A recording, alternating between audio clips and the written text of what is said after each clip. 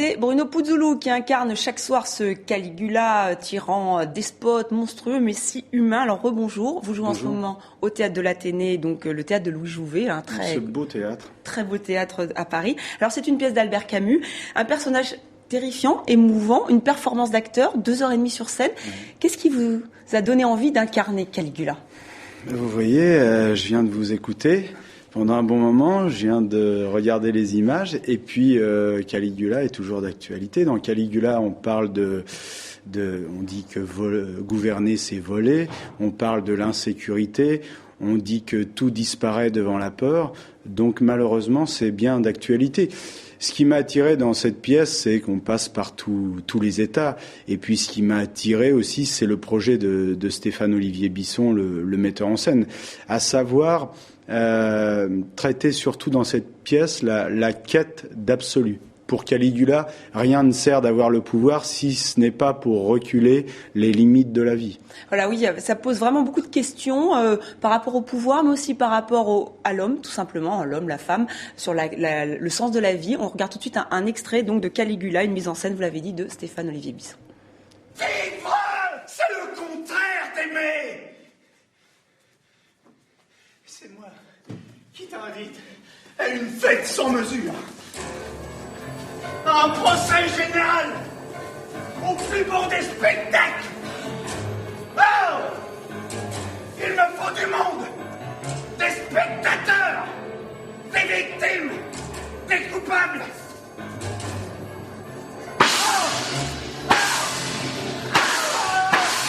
Faites entrer les coupables. Il me faut des coupables et ils le sont tous. Je veux qu'on fasse entrer les condamnés à mort. Du public. Je veux avoir mon public. Mais alors, c'est vrai que c'est curieux, parce qu'il veut voir son public. Vraiment, même Caligula est dans un rôle d'acteur. Moi aussi, je veux l'avoir. Vous aussi. Bon, heureusement, vous l'avez. Je suis témoin. Il y avait beaucoup de monde au Théâtre de l'Athénée. Mais là, on a un moment clé, c'est-à-dire qu'il bascule dans la folie après la mort de sa sœur et de son amante. Il faut se méfier avec la folie. Souvent, Caligula est monté comme un tyran, comme un fou. Non, sinon, ça en fait une personne monolithique. Au premier acte, on apprend qu'il perd sa sœur. Et puis, ses patriciens, ses ministres, en quelque sorte, lui disent « Oui, mais mon petit gars, il faut quand même t'occuper du trésor public. » C'est ça qui importe, le trésor. Ils sont d'une hypocrisie en plus. C'est bien beau la perte de ce qu'on aime, mais le fric. Et là, il y a un déclic chez Caligula, et il dit, en gros, je vais appliquer votre logique, je vais appliquer votre lâcheté, votre cupidité, et on va voir ce que ça va donner. Et donc, il va jusqu'au bout, mais c'est vrai que il veut montrer aussi comment la vie est arbitraire, c'est-à-dire, voilà, il se prend aussi peut-être, oui, pour un dieu, puisqu'il décide, voilà, je vais tuer un tel, je vais gracier celui-ci, il a le pouvoir absolu. Il a le pouvoir absolu, mais pour lui, ce pouvoir ne veut rien dire si ce n'est pas pour que l'homme soit heureux, si ce n'est pas pour reculer justement les limites de la vie. Alors on peut avoir des considérations avec notre morale là-dessus en disant c'est pas beau de tuer tout ça, mais la philosophie de Caligula n'est pas circonscrite par ses limites morales. Oui, parce qu'Albert Camus nous explique qu'on a tous un côté caligulesque, qu'on a tous un petit côté Caligula, parce qu'on peut soit avoir des mauvaises pensées, et puis cette quête d'absolu surtout. Oui, c'est ce qu'il dit à la fin. Il dit non, Caligula n'est pas mort, il est en chacun de nous. Si le pouvoir vous était donné, si vous aviez du cœur, si vous aimiez la vie, vous le verriez se déchaîner en vous, ce monstre ou cet ange. Alors on dit souvent que le théâtre d'Albert Camus est un peu trop intellectuel, trop écrit. Est-ce que vous êtes d'accord avec ça ? Et justement, est-ce que vous, la difficulté, c'était d'incarner, d'être un homme aussi sur scène, un tyran, mais un homme avant tout ? Oui, non, mais c'est ça. On fait ce reproche un peu bête comme ça, savoir que le théâtre de Camus serait de la philosophie en costume.